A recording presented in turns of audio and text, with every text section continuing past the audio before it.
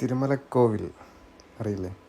പുഷ്പ സിനിമയിൽ അല്ലു അർജുൻ രശ്മികനെ എടുത്തുകൊണ്ടൊക്കെ പോകണം. ആ സീനാണ് ആദ്യമായിട്ട് കാണുന്നത്.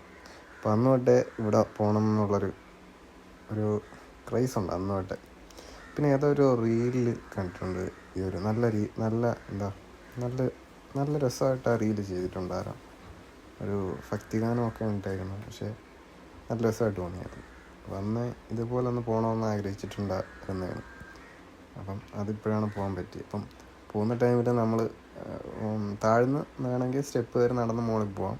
ഇല്ലാന്നുണ്ടെങ്കിൽ വണ്ടി 50 രൂപ പാസ് എടുത്തു കഴിഞ്ഞാൽ നേരെ മുകളിൽ 50-ൻ്റെയൊക്കെ അടുത്തായിട്ട് വണ്ടി പാർക്ക് ചെയ്ത് അവിടെ ഇറങ്ങാം.